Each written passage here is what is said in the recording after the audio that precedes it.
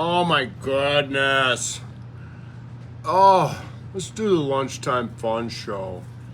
Yeah. On the loose. We're gonna talk about the movies. Yeah, the movies. Popcorn. Just made this hot off the stove. Yeah. Oh. So I'm working on my Harley. Had some issues with my bike yesterday.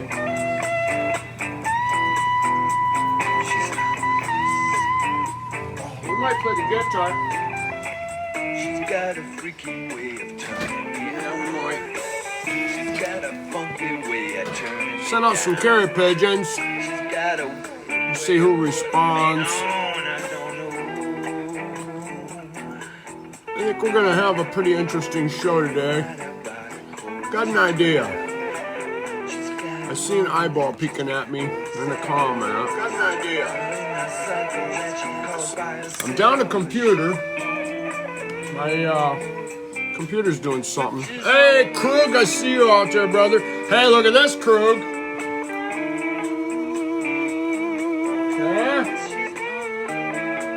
Brand new ink work, baby. All the stars in the sky.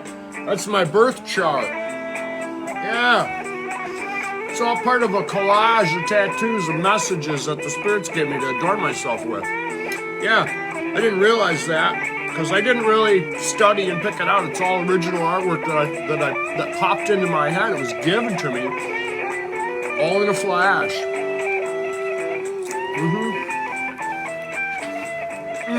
Here's Riley.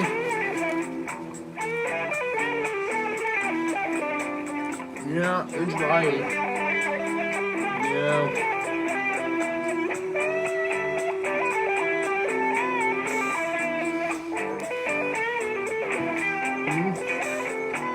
Yeah, I got some great things to talk about. Thank you, Krug. Yeah, see the sky, see the water, and then there's white on the message inside the bottle. Yeah, and the waterfall. Yeah, with the sunset on there, and then the darkening sky of evening approaching. Beautiful. Yeah, we're running out of time. That's what that says. It says I got messages. It was sent here. There's the stars. The day I was born. Time is running out. Yeah. Yeah, we're going to talk about the movie theater. Back where it all began. Yeah, the new slavery. Yeah. Reaching out, doing my job, trying to reach out with some important messages for people that are desperate to hear them. Yeah, and that was called On the Loose by Dan DeRuyter. And then RB Rick Belkoffer is playing the lead guitar on that. There's a link to the album. Band's still number one. It's been almost 14 years now. Yeah, 14 years. Oh, yeah. All's fair in love and war. And I get to smoke. Yeah, I hate smoking. I'm trying to quit. Working on it. I'm getting close. And then I'll, make myself perfect so everybody will, get past their judgment and accept me. Yeah. Yes, kissing ass. Yeah, kissing ass. I went to college to learn how to do it. I did. Yeah. And then, of course, the College of Life, College of Existence, that I've always been taking notes while everybody else was studying sports statistics. Yeah. Yeah, I was taking notes. If you're taking requests, how about make up your mind? We're almost living. Paul just quit drinking. Good job, Paul. That's great. It's going to take a while. I don't know how long you quit or how much you were drinking. But between that and the media hypnotism, watching TV all the time, not being selective, takes a while for your brain to clear up. It's just like detox from any drug or substance. It takes a while to get your mind back with alcohol. I've been showcasing it for 2 years of my alcohol recovery. You said, I just quit drinking. That's what it says. Try Wins All Silver. I don't know what Wins All Silver is. But what I want to talk about is, here's the thing. You know, slavery. What people don't understand is slavery has taken on a new form. And I found the slave master, yeah. The guy that's in charge, that's actually enslaved the whole entire world. Yeah, Nielsen's Media Group. They're the slave master. Yeah. And they use the television. See, it all started with the movies, okay? Before television, before radio, they started with the movies. And the first two arguments, the only two arguments, there was not an argument about what was on because everybody was like, oh, a movie. The arguments were how much it cost to get in and how much the popcorn was. Well, today, the popcorn's $12. Yeah, for this bucket of popcorn right here, $12. I bought a 50-pound bag of corn, and I had popcorn every day. Yeah, for the carnival of life, because I've been sent on a mission, and I'm trying to enjoy it. Yeah. So anyway, the arguments are about the cost of admission and how much for the popcorn. Well, over the years, see, they started off advertising for the popcorn subliminally. They put a little snippet in the film showing a bucket of popcorn, and you didn't see it consciously. You saw it subconsciously because the frames flip so fast. Well, nowadays they can do that on multiple levels. So anyway, the argument's always been about the popcorn. But today, what the guy selling the popcorn's done is he's focused all these little arguments out there for us to argue about on the way to get the popcorn. Yeah, like what color shirt I'm wearing, or, you know, pick apart my vanity, or you know, make fun of, you know, whatever particular religion a person says they're in, or whether they're Democrat or Republican or short or tall. Yeah, so everybody gets lost in all those little arguments and tries to, you know, to employ their dictation. Yeah, so that people meet up to their satisfaction, to be acceptable. Yeah, so all those little arguments are stopping the whole train. The argument's still about the $12 bucket of popcorn. Okay? Yeah. And the fact that you keep going and paying that $12. Yeah. See, nowadays, they've made so many laws for corporate America and their monetization of all little aspects of nature. We can't even gather our we can't even gather rainwater. It's against the law. Yeah. To gather your rainwater. Yeah. And I was talking to the tattoo guy yesterday. His name's Dragon. He's a Viking descendant.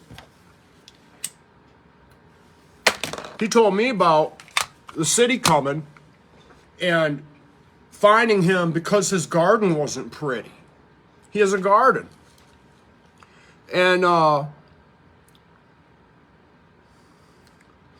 yeah, I didn't think you drank in decades, but it says you just quit drinking. So you quit smoking. Very good. I quit smoking weed. Yeah. Now I just smoke cigarettes because I got a filter. Yeah. Yeah, I quit smoking weed about, months and months ago. I can't take it. My spirit doesn't like it. It's interrupting my thoughts. Yeah. Like the carrier pigeon thing. Here's the thing. You know, with all the distractions, you know, our education system, our level of education, how TV's impacted that, and how societies are. See, I am a person who comes from the natural world, nature. My first playthings were trees and creek beds and rocks and finding the salamanders and things like that. Well, today I'm outnumbered. There's very few people like me. Being outnumbered by all the test tube babies that have been raised by the cities. People that don't know anything about nature and only know what they've been programmed through the TV. The sports, for instance. Yeah. So, thing is, like the carrier pigeon. I want to focus on the carrier pigeon because this is the huge thing. I had a confirmation, a spiritual confirmation, when I finally realized it. But I've been talking about carrier pigeons for like a year. Send out the carrier pigeons. Send out the carrier pigeons. Well, I finally understand why. Because first of all, the carrier pigeon was known primarily as the passenger pigeon. They're also known as carrier pigeons. Nowadays we have homing pigeons, but the passenger pigeon was plentiful in the North American continent. There was billions, maybe a trillion of them. Who knows? There's over 5 billion of these birds, and they flew everywhere, and the Indians ate them. Yeah, the very Native Americans who had a God they believed in, same God that the people who came here believed in, but they didn't want to accept the approach they took to get to that God. The Native Americans cherished everything that nature gave them, and they saw the spirit within everything, the spiritual embodiment, and they gave thanks.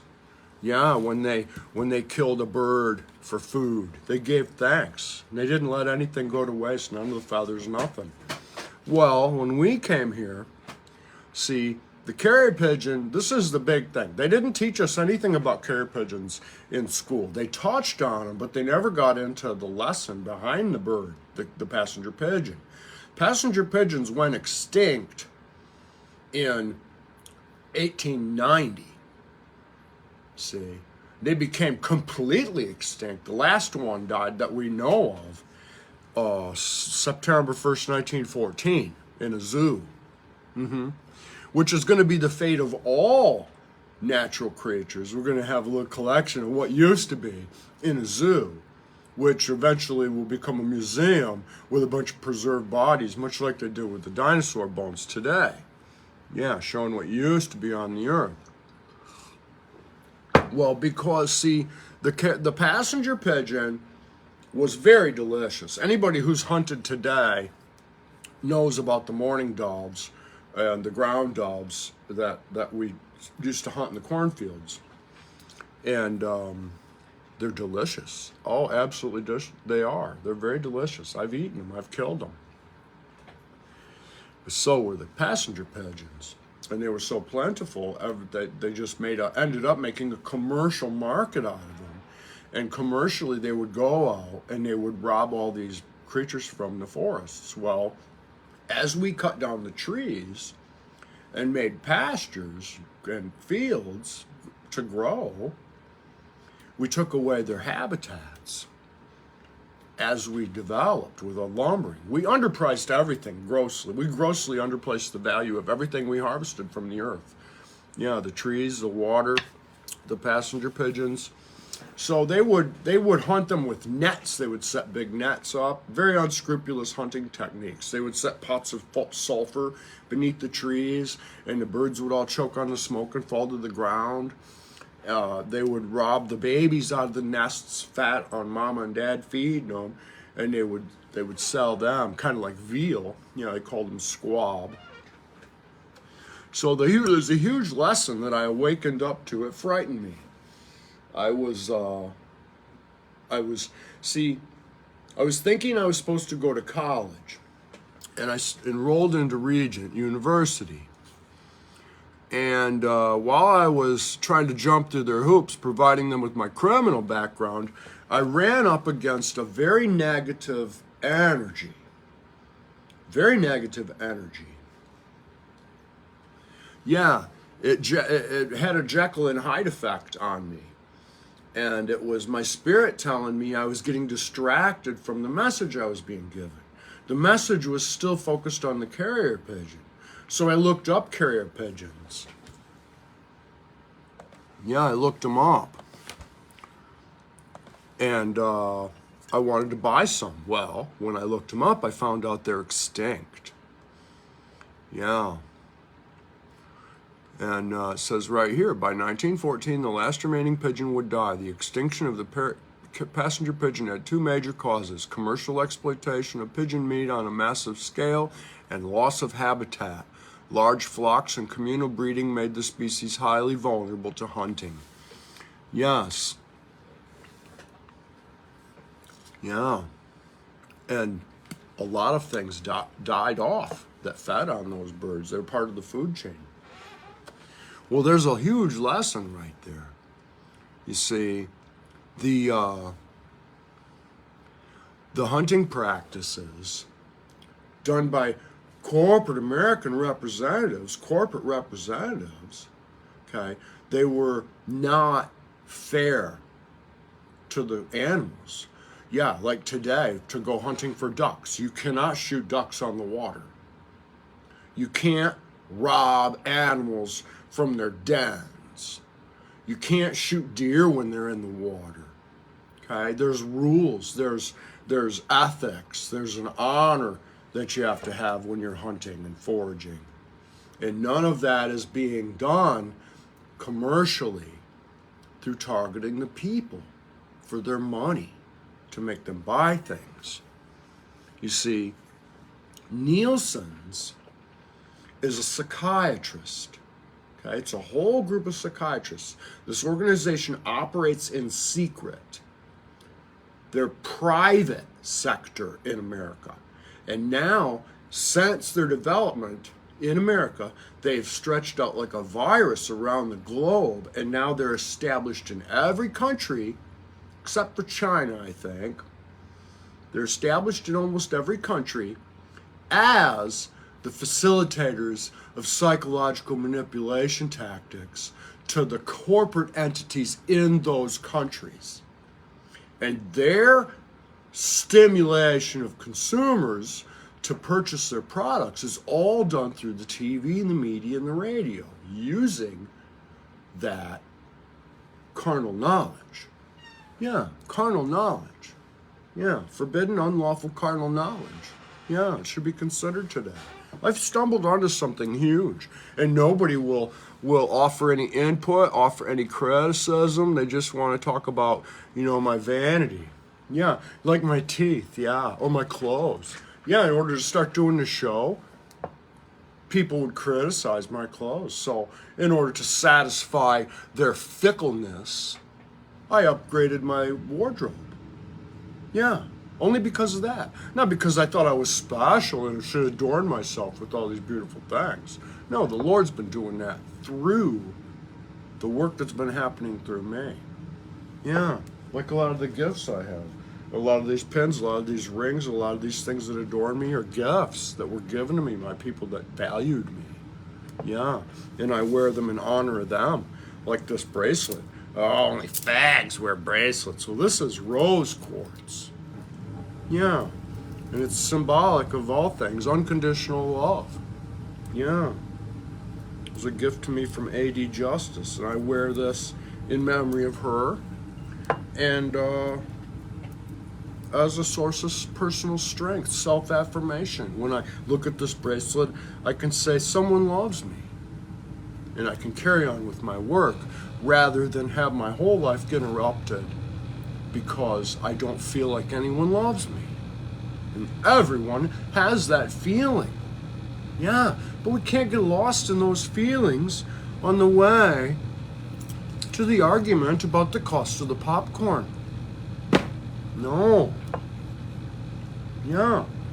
And here's the other thing, when people talk about religion, I opened up the Bible today, and I opened up to see what today's study would be.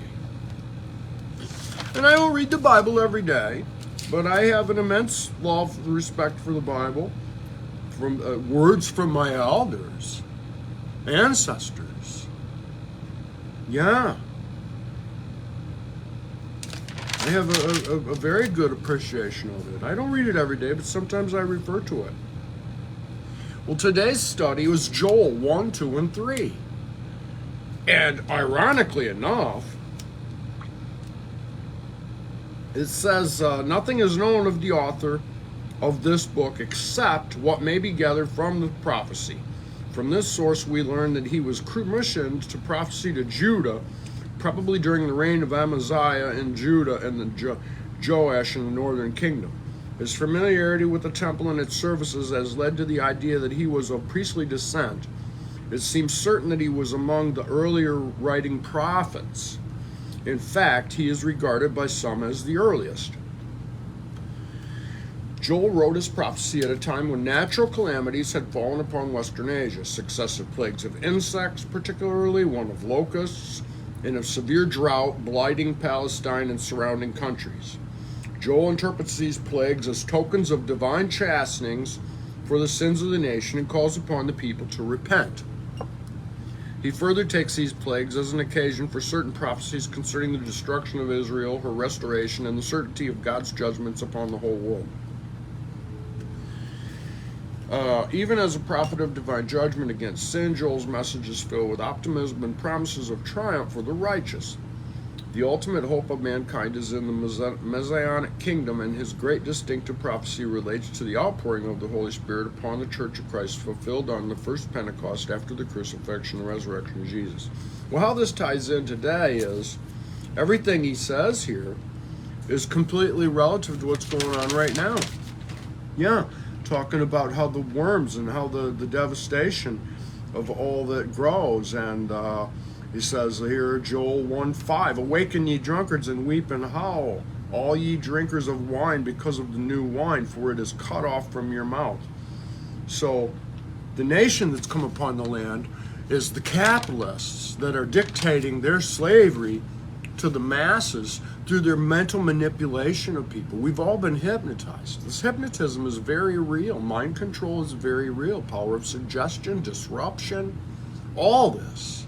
And they've been doing it for 50 or 60 years nonstop, to the point where everybody's so hypnotized they can't even begin to understand right now as I try to tell them. Yeah, I've been given prophecy. I was given words, and everything in the words that said, basically, the bottom line in the words I was given is, we have to clean up the trash. We have to replant nature. We have to repropagate nature. We have to do the impossible. Yeah. And here's the thing. Through doing all the things that we have to do, we'll lead everybody back to the understanding of the consciousness. Yeah, some people call it spirituality. Some people talk about the Akashic records. Some people call it enlightenment. Some people call it the consciousness. Some people call it God. Yeah, it's all the same thing. Yeah, it's just everybody's got a different approach. So that created the divisions. So through the work of replanting the trees and seeing the beauty happen and having faith in that and ourselves, we lead everybody back to believing in goodness, to believing in God, to believing in the earth. The earth is giving us everything, and we've robbed everything from it to where now there's nothing left to take. And now they're back down to selling us drugs. Yeah, drugs are okay now to sell. Yeah, mushrooms and the marijuana and all that. That stuff has forever been used by the medicine man in the village to treat people, not to be consumed by the masses as party favors. Nothing's being respected. Yeah, but everybody wants to talk about vanity and judgment. Yeah, well, there's a certain amount of judgment that you have to employ, regardless. But as long as the high-up capitalists keep tossing their judgment out into the public, don't judge anybody. Oh, yeah, well, that's a two-edged sword, because you have to judge what's going on. You have to judge why you don't have any money. Yeah, take some self-assessment, see where your money's going, what you've been spending it on, and find out why. Everything we're spending our money on, we don't need. Yeah. And now they're saying we're not going to run out of diesel fuel. Yeah, which is why the grocery price is coming up. See, they're slowly but surely trying to eradicate grocers. Keep people from cooking at home. Yeah, remember the past 50 years, everything homemade's been looked down on. When 100 years ago, everything homemade's antique now and worth a bunch of money. Yeah. Oh, yeah. Yeah. So arguing about people's vanity and arguing about judgment and all that stuff is just stopping the train of progress. Yeah. Yeah. The girl who grew her fingernails too long, let her find out how dumb that is while she's out there in the field shucking corn. Yeah. Don't point it out to her. Let her learn that on her own. Yeah. It's like the Bible thing and trying to teach everybody about God. You can't just get in people's faces and start pointing at the Bible and going, look, look, look, look. There's a demonstration has. It's like math. It's like calculus. You don't have to start off right now in order to do the right thing. Now, everybody doesn't have to start off falling at the feet of some church because they've all been corrupted. Yeah. But through the small things, wanting to have apples to eat. Yeah. To make jelly with, to make rolls with, to make wine with. Well, that starts with planting the seed and a basic understanding and knowledge of planting the seed in the dirt. It takes you back to the dirt, cherishing the earth to have the apples. And then being thankful for the apples. And eventually, as everybody's doing that, they will come to understand. And then they lead everybody back to God. Yeah, it's pretty basic. Yeah. Everybody's worshiping the same God. Yeah. Just don't realize it. And that's the problem is in the end, when things do come to an end, Isaac Newton said 2060 will be the last of life, as the earth as we know it. Yeah, come the end, everybody realize, when it's too late. Kind of like life insurance. Yeah. They don't tell you to take care of yourself when you buy life insurance. But when you go to cash it in, your family goes to cash it in, they find out it's worthless because you ate processed food all your life and end up with diabetes, smoked cigarettes because you're under stress, drank alcohol because you're under stress, used drugs because you're under stress, and then you find out you're worth nothing. Yeah. Yeah. And the very episode of this show that I did talking about life insurance, Facebook won't let me download. No, they won't. Let's play the guitar. I got a brand new pick here. I bought special for Rosie. Oh. See if I can whip out a magic song. Like I do sometimes. Yeah. Yeah, I don't play music for my ego, I play it for my spirit. And a person with an open heart can see it coming out. Yeah.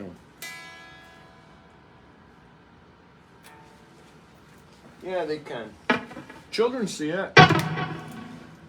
All my life, everywhere I went, everybody noticed me. Kids, always kids. And men hate me.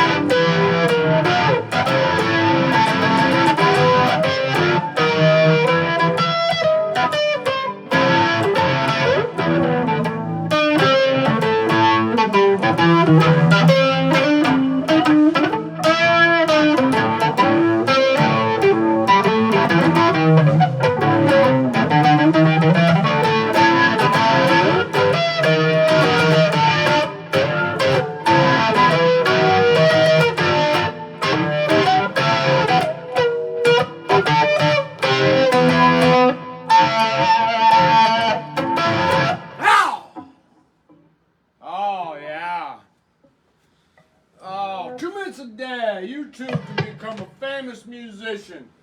Just 2 minutes a day. Yeah. Yeah. See, where you get into trouble is looking for a sponsor. Yeah. Selling your ass. Yeah. Well, this ass ain't for sale. No, it ain't. See, when the show started off, it was all about trying to sell my work. It was all about trying to sell my book, trying to sell my music recordings, trying to sell a license a song to somebody, you know, for video games or movies or any of that stuff. But my spirit stopped me from doing all that. Yeah, learning music, I didn't learn anybody else's songs. My spirit told me learn my own songs. Avoid learning cover songs to please everybody else with something that they're familiar with. Yeah, my spirit made me do that. Made me do it the hard way. Find my own voice.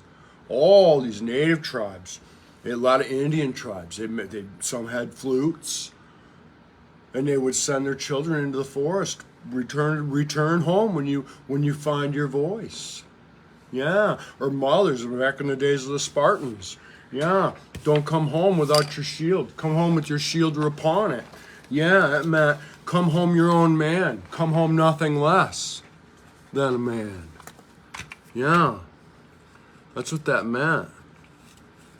Yeah, that's where all those great people came from. You know, back to the movies like Braveheart.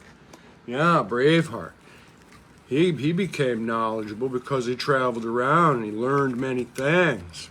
He didn't stay in one little place watching the same TV series all day. No. Watching the same ball games.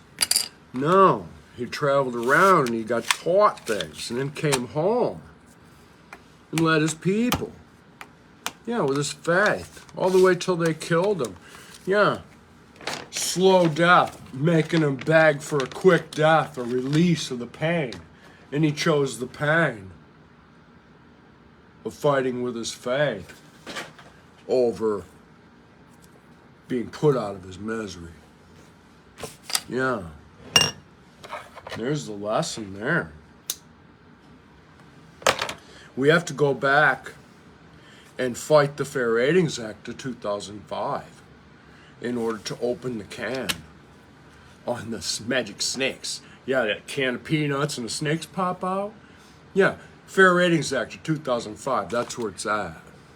So, basically, that's where you take all that, you know, when you got given your shield, come home to your mama with your shield. Yeah, well, here's where you use it, your sword and your shield. It's the Fair Ratings Act of 2005. Yeah, we have to take a hatchet and a blowtorch to Nielsen's ratings, starting in America. Because everybody in all the other countries are all crying about the same things. And it's because of Nielsen's Media Group, owned by the Dutch.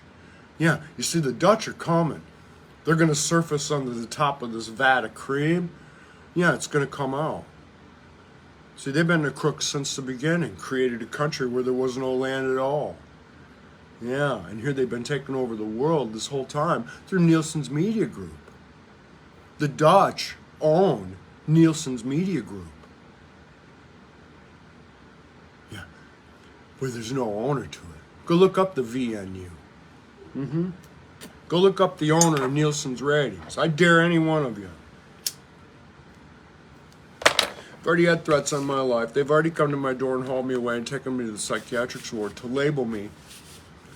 Yeah, to label me so that they could discredit what I'm saying. I've only got 5 years left as of tomorrow. Yeah, 5 years left for action to take before it's probably too late. Yeah. Yeah. Well, 5 years before they kill me. Yeah. Anyway, I think I'm going to go upstairs and watch Braveheart. I better yet, Warhorse. Yeah, I think I'm going to go upstairs and watch Warhorse. Well, that was a great song. I hope somebody out there liked it. I just make it up. I don't practice. I haven't played the guitar since the last time I did a show. God's honest truth. Scout's honor. Anyway, we've got to plant trees. Yeah. Got to plant trees and we have to repropagate nature. And that's the bottom line. Yeah. Goes back to that argument about the spotted owl. Yeah. Pull up the satellite. I dare anybody. Pull up Google Earth and look at the country. Look for trees in the country. Canada's the only place that didn't cut them down. Yeah. Canada. Peace, love, you know, who cares? Dare to be the change. Yeah. Everybody get off your dead ass. Quit criticize stopping the horse in the middle of the stream to argue with me about whether I smoke and all that stuff. Yeah, I got sober, and I didn't do it for nothing. There's a reason why I got sober. And here I am out in the front, apparently the only leader. Yeah, somebody argue with me. Somebody prove me I'm wrong. I dare anybody, prove me I'm wrong. If you got the balls enough to crack a book. Yeah. That's Zack.